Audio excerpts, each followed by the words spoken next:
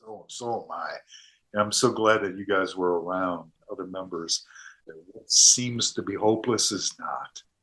There is hope, and it's the process that you guys talking about. I heard it through the grapevine. Welcome. It's the AA Grapevine half-hour variety hour, featuring the collected voices of Alcoholics Anonymous. I'm Don, an alcoholic in Greensboro, North Carolina, and my home group is the Way Out Big Book Study. Hey, Don. Hey, everybody. I'm Sam, an alcoholic in Palm Springs, California, and my home group is ... What? Well, I'm still looking for a home group, but I do have a meeting that I go to.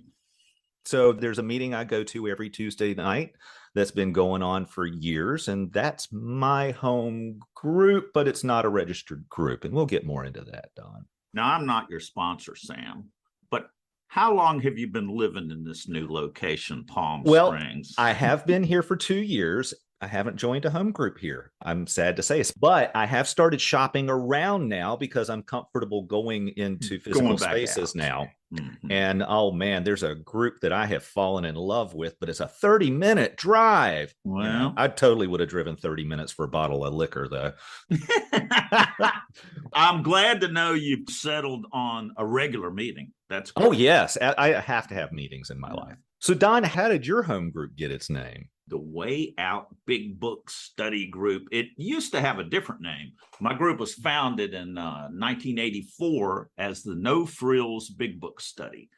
We've got a group history written, and it says that they just wanted to study the book. So originally, there was no cake at anniversaries, no reading of the tools at the beginning, just a prayer and start studying the book using a study guide that came from the Inside Job group in Florida.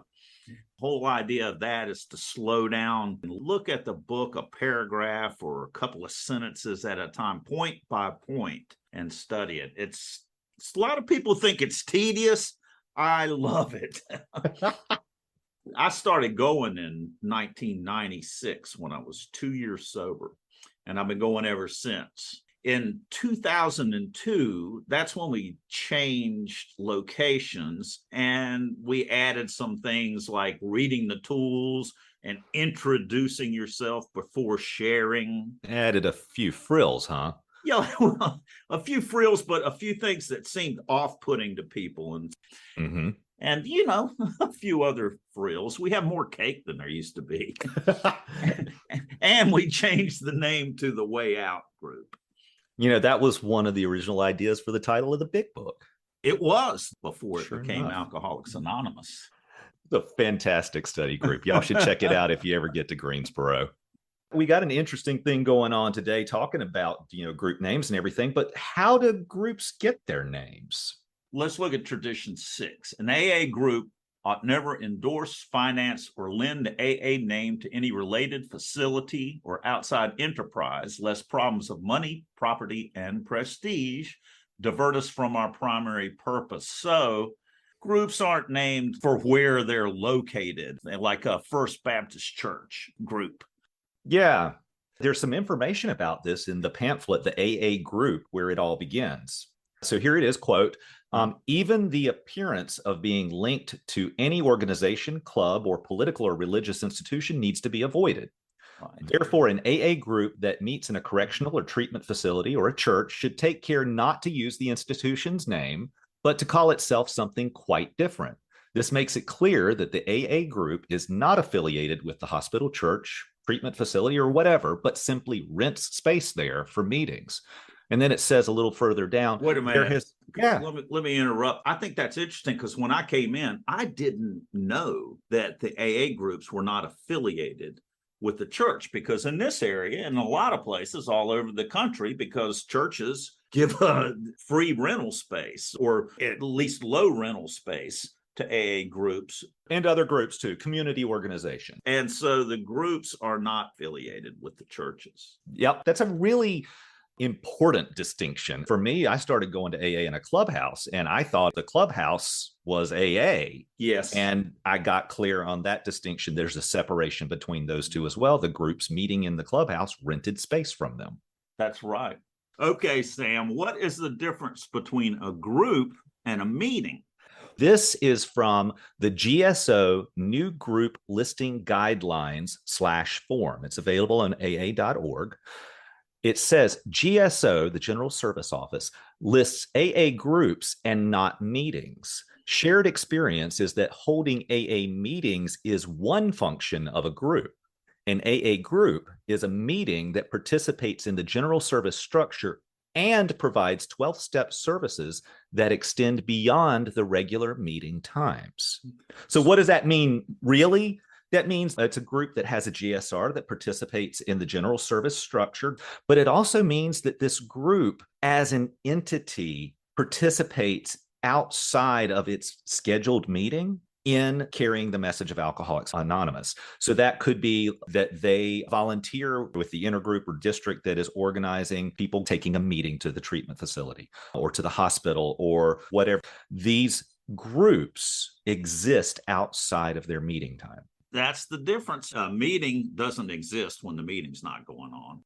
And so that brings us back. You asked me earlier about my home group, and I am not in a group right now. I'm in a meeting. So what's a home group then?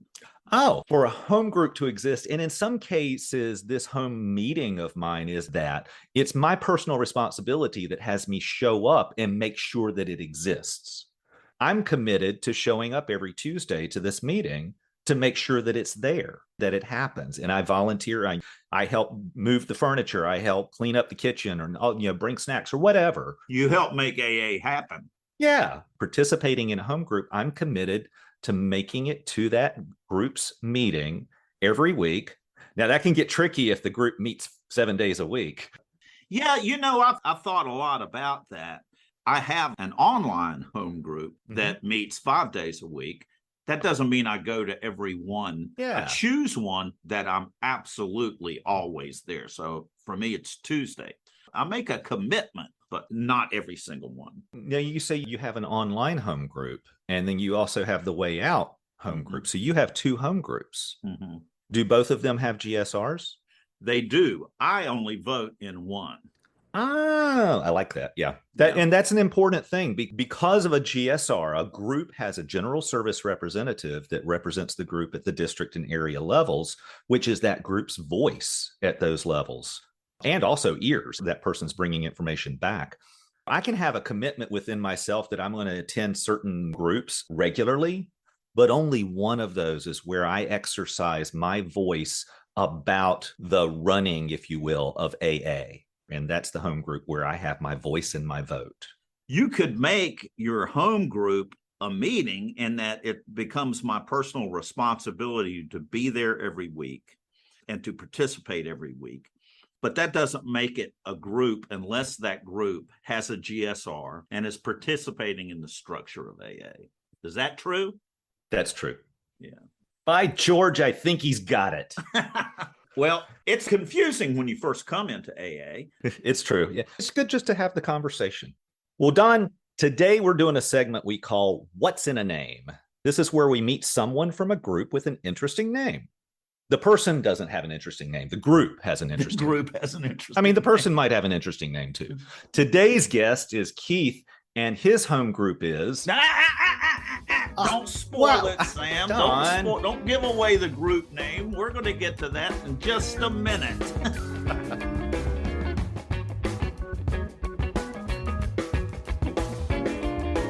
Grapevine does not accept donations, but you can offer your support by making a purchase at store.aagrapevine.org or by the Carry the Message gift certificates to sponsor Grapevine subscriptions for alcoholics in need. That's store.aagrapevine.org. Thank you so much, Sam, Don. My name is Keith, and I am an alcoholic. And my home group, the suspense is called the 704 Group of Alcoholics Anonymous. The 704. Is that an area code? That is an odd time frame that we chose to conduct our meeting every Friday night. What time does the meeting meet? The meeting is exactly the name, 7:04, 4 minutes past the hour. in Virginia Beach and Kings Grant area. So now what prompted y'all to start at 704? We provide a service according to the group conscience to have childcare. If anybody has had children getting sober or staying sober with children and looking for daycare or babysitting, you know that the babysitter is not always on time.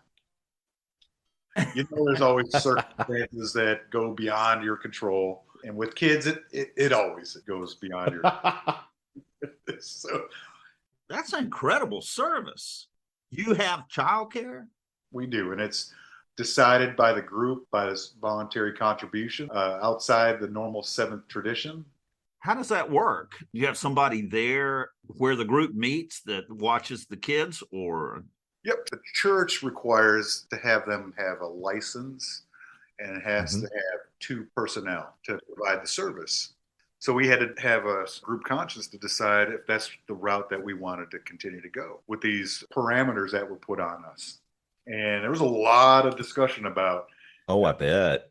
Oh, you can only imagine. I mean, there's discussion about a single dime in AA. There's Well, I was about to say, I mean, I've been participant of some pretty heated discussions about cookies. So, Yeah, right. Absolutely.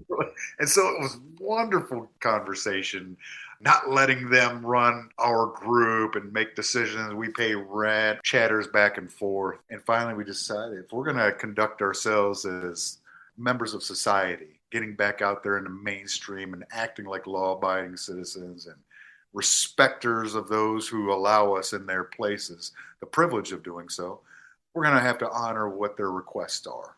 So we did. About how much does the group have to spend a week on childcare? It's a $40 commitment per week for those 2 individuals, 20 per. How big is your group to support this? Yeah, that's a great question too. It's like the tide. I'm here on Virginia Beach, the coastal. Most groups are like the tide. Yes, could be 6 members.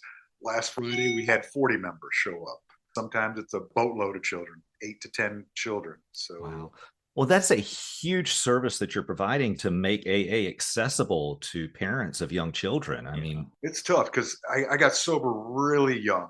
I got sober at 17, and watching parents, young mothers bringing their children into the regular groups. Yes. mm-hmm. Though everybody welcomed it, you could see the tension that it would bring. The kid starts crying and Absolutely. And it's hard for the mother because, well, then I got to take the child out and leave the meeting, and the mother needs the meeting, or the father, whoever has the child. And sometimes there's some salty language in meetings too. There is. That I wouldn't like my children to be heard. And so it just alleviates that kind of tension. So has the 704 group, I assume it meets till 804? It does. I love it. My online home group I was talking about, named Shivering Denizens, you can get to that meeting at nc23.org. It meets at 5:30. We start the meeting at 5:33, but we don't talk about it, that's when the meeting starts for the same reason, because slowly but surely people will start coming in at 5:33. And then you've got to move it to 5:36. Are you saying that some of us just don't tend to show up on time? Is that what you're saying there? It seems to be that way. I sobered up in Detroit, Michigan back in '87. I sobered up in a group that was very diligent, very time sensitive. It was the Dignitary Sympathy Group out in Lansing and Detroit, Michigan. What a name that is. Now, the Dignitary Sympathy? Yes. What does that mean? You don't get any, is what they say. You don't get any. That was their motto. Oh, man. Tough love group there. They were a tough crowd. Absolutely no childcare in a place like that. What was it like getting sober there? Were you put off by a certain rigidity, a kind of like, we're doing it this way type of thing? I really was. But as page 89 says in our book, we alcoholics are undisciplined, right? Mm-hmm. And so that was their mantra almost. Your sponsor went to that group. It's a 2-hour meeting. and it's men's, and it's a non-smoking meeting. And in the 80s, That was a big deal. Yeah. Yeah, yeah, that's it was, really it was huge. You went there and you didn't share unless you were given how it works. And if how it works was presented to you, you read it and you had to bring to the group what you did and what you didn't do since the last meeting. Chose to take on this responsibility in AA and call 2 drunks a day and read 3 pages. Basically, you reported that.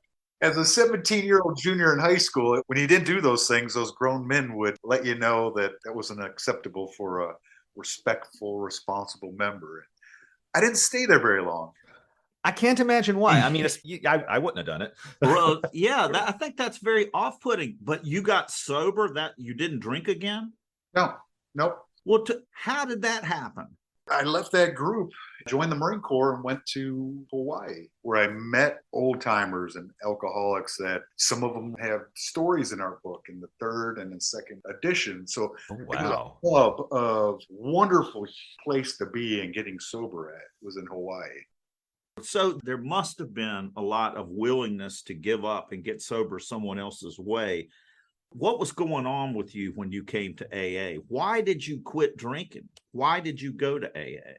Good point. I had a couple family members that gotten sober back in the 80s. My drinking had put me out of my family's house. They joined Al-Anon in 81, and they made it very difficult to drink like that at their house. They told me I was welcomed as long as I could stay sober. And that just basically was like, you're out of here. Let us know when you're done. And so I couch surfed for a couple years. It was homeless and living in the basement of a girlfriend's house, drinking her parents' wine and not going to school, not going to work or anything. I had become so deluded with my reality, drinking and sober. I was convinced that the girl that I was staying at her house was having an affair. I had no evidence, only the fact that I was. And if I was, then clearly Yes, everybody is. I understand the thinking. I stayed just drinking 1 bottle of beer in 1986, December 31st, so that I could catch her. It seemed like a formidable plan that I would just stay sober and watch to see if New Year's Eve she would have an affair in front of me with somebody that showed up randomly. It seemed like a sound idea. That's how deluded my brain was. It didn't happen. And I was so frustrated. Finally, I was just willing to jump on whoever walked through the door next. And I jumped on them and physically got into an altercation with an innocent guy that had nothing other than he was the neighbor. I felt finally, I can just relax and drink after what I just did. And everybody looked at me and kicked me out of the house. Wow. And so I walked outside and had nowhere else to go. I'd ran through everybody's life, and it was blizzarding in 1986. I was too drunk to realize that there was a blizzard going on. And I go outside, and obviously I'm in tears. I'm just devastated with my lot in life, and I get on my knees and I pray. I just pray. I'm a bad Catholic. I don't pray but maybe twice a year. And that's not a gig on the faith. It's just my inability to follow any direction, anywhere, anytime. And so I get on my knees and I pray, and I'm begging God to either let me just perish or help me. And I expected the miracle on 34th Street to happen. Like the snow stops and the lights come on in the middle of the night. It just leads you back to the promised land. And it started snowing quicker, and I panicked. I broke into my mother's house, and I passed out in the basement with the firm resolution I'll never drink. And I thought that was going to be enough just to say I was never going to drink again. And leading me back home to the promised land. But it didn't. 2 days later, after detoxing in her basement, my mom came and found me, and she screamed, and she said, I told you I'd never want to see you in this house in that condition. And I told her I was 3 days sober, and I don't want to drink anymore. And she's a good Al-Anon because she didn't buy it. She just knew that I was in trouble and I wanted to be out of trouble. And to my deluded self, I was convinced that I really wanted help. So long story short, it 3 months without alcohol, and I started acting just like I was drinking without a drop. I didn't know what my excuse was. I just thought I was a sociopath. 3 months sober. I got arrested for 8 felony counts within an hour and a half. I think it was the city's record of that many felonies in the shortest period of time. It's not a record you want to break, man. It's not a badge of honor. Yeah. I was looking at 8 years of prison. And Wow. my best friend had gotten arrested too. He went to treatment. Everything was dropped, and he got out of all this trouble, got a girlfriend and a new car, and everybody loved the guy. And that's what I wanted. And so I opted to go to a treatment center. I fell in love with not only the stories, but the people. It gave me such hope. I kept coming around. Now, I missed the message of how that happened, i.e., getting a home group, getting a sponsor, going through the steps, working with others, spiritual awakening. I just wanted to go to meetings and get it that way. It didn't happen that way. And violated probation, and I got sentenced to the Marine Corps. They gave me 4 years in the Marine Corps or 8 years in prison, and I opted to go there. Went to my first meeting in the military, and You don't sound like you've really surrendered yet, though. I hadn't. No. I surrendered after Desert Shield. I came back. I was asked to speak in Hawaii, and they just asked me because I was young, because I had some time. I had about 3.5 years of sobriety. And so I get up there and I share. And I just got back from combat, 13 months of being deployed, and I wasn't right. I hadn't been to a meeting in that long a time either. So I shared about what I used to be like and how bad it is and how uncomfortable and how just miserable sobriety is. And a gentleman in the back stood up, and it was very odd. He says, "Excuse me, but I know how to drink. How do you stay sober?"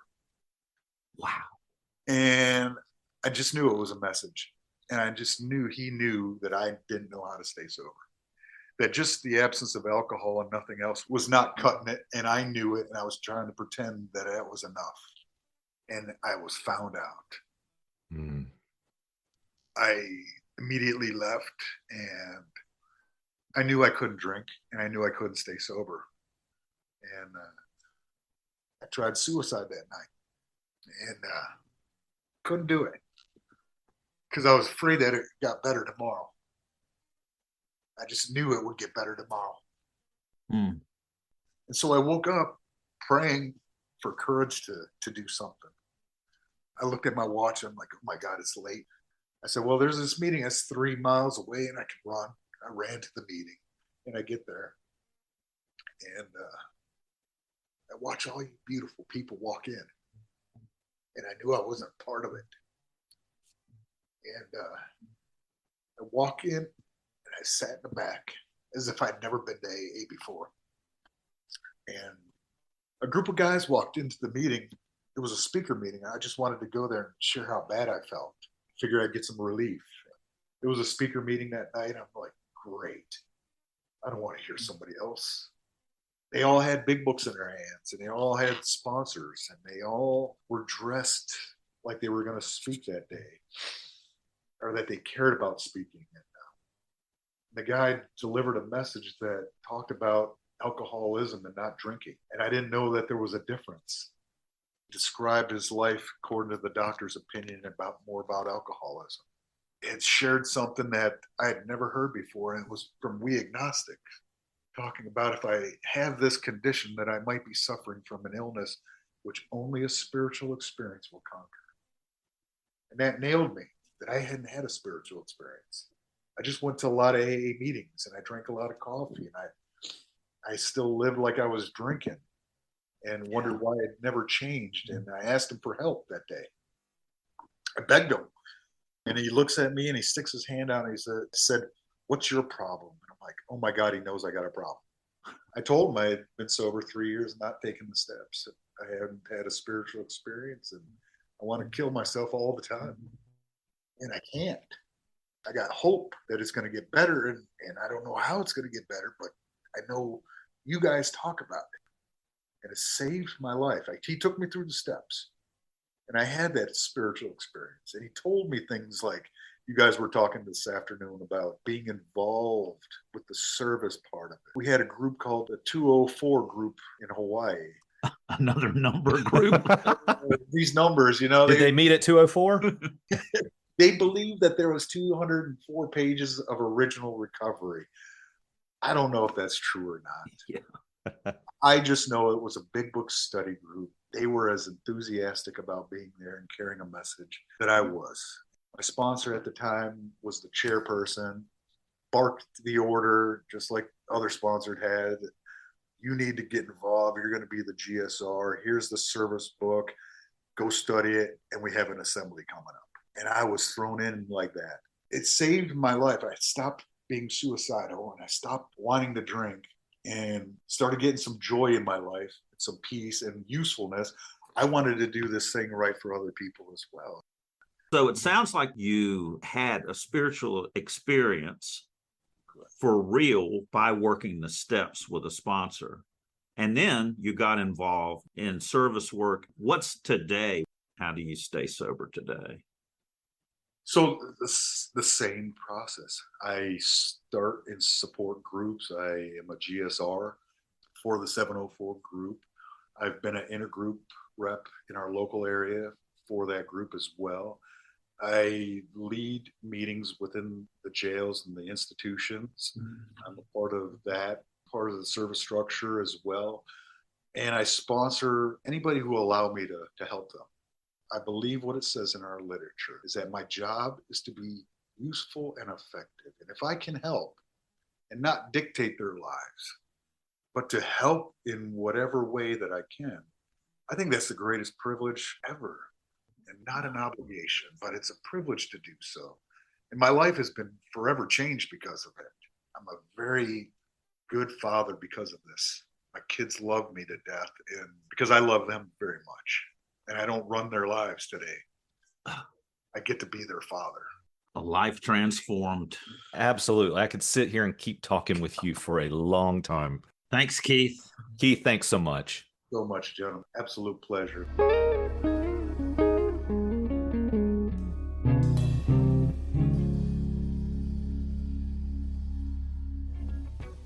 The Grapevine is looking for your story submissions for Why I Love the 12 and 12. Stories are due by December 15th, 2022. Our 12 Steps and 12 Traditions book turns 70 next year. Tell us the ways this book has enriched your sobriety. Is there a story about using the book that you'd like to tell? How does your group use it? What are your favorite passages and why? Share your story by December 15, 2022 via aagrapevine.org/share.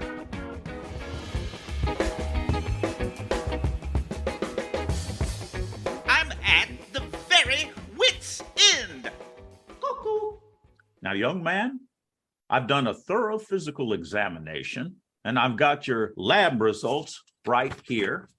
The best thing for you to do is to give up drinking and smoking, get to bed early, and stay away from women.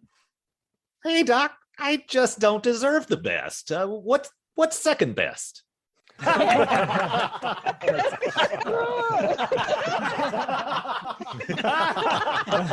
It's really not that funny.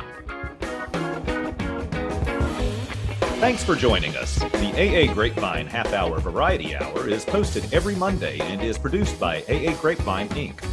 We don't speak for AA as a whole. We share the experience, strength, and hope of members to help others recover from alcoholism. Podcast info, including how to call in, is at aagrapevine.org/podcast. Find AA Grapevine on Instagram and the AA Grapevine channel on YouTube. All things Grapevine are available at aagrapevine.org. If you want to know more about AA, Google Alcoholics Anonymous and your city or visit aa.org.